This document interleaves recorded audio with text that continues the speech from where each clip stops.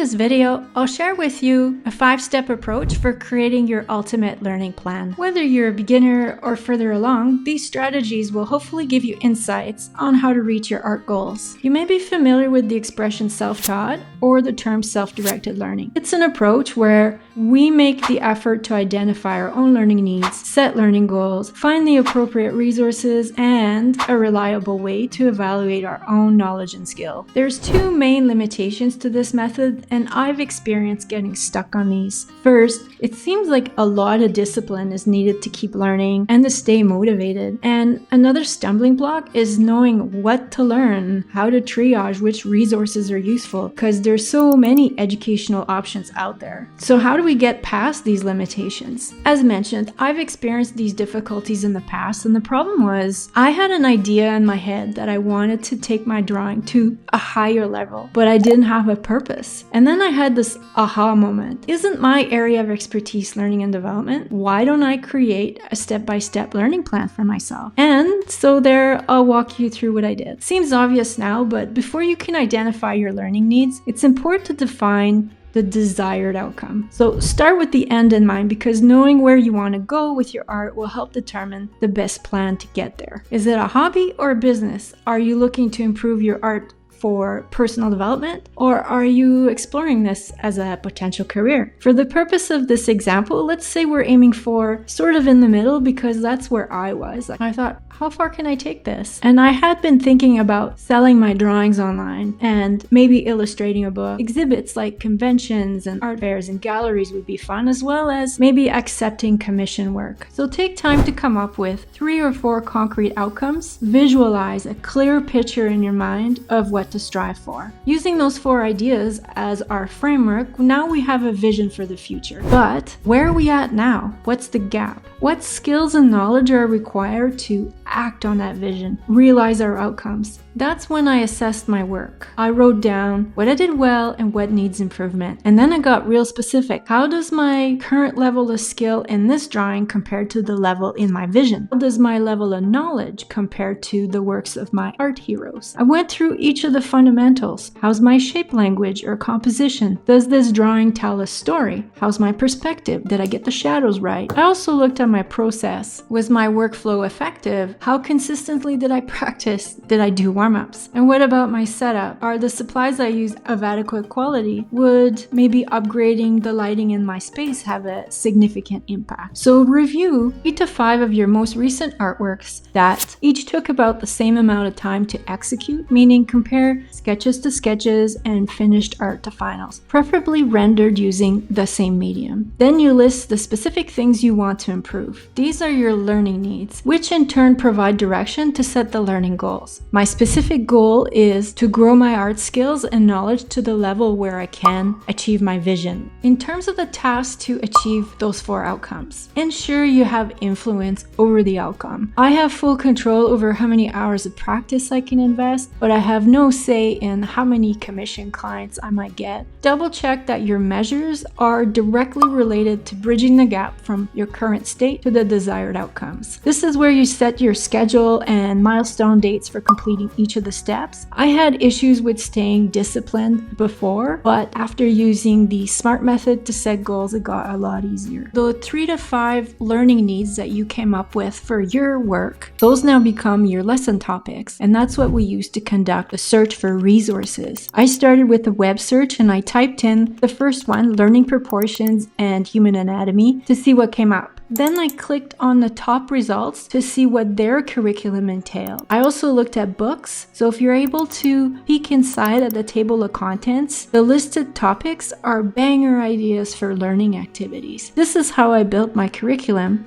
and at the same time, I gathered the resources. Now we have all the pieces and we can assemble our ultimate learning guide. In the description below is a link to a PDF template free for you to use. And now I'll walk you through mine. At the top is the vision That's where I want to go. Underneath is where I'm starting from. And the learning needs become lesson topics. From the results of my search on those topics, I then created areas of study that become modules. Here there's 3 modules, but you can have as many as you like. For each module are the learning activities, and they range from online courses to joining communities of practice. So you see, with this approach, the triage of information becomes pretty straightforward. Once you've achieved all the tasks in your learning plan, you can go through the cycle again and increase the challenge. Essentially learn anything you set your mind to, which I found really motivating. Thanks for watching. Your support for my channel means a lot. I'll see you in the next one.